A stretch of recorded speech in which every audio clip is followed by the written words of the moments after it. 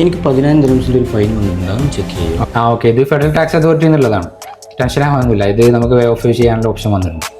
ഈ ഫൈൻ വരാനുള്ള കാരണം എന്താണ്? എനിക്ക് ഇതുവരെ ഇങ്ങനെ ഒരു ഫൈൻ വന്നിട്ടില്ല.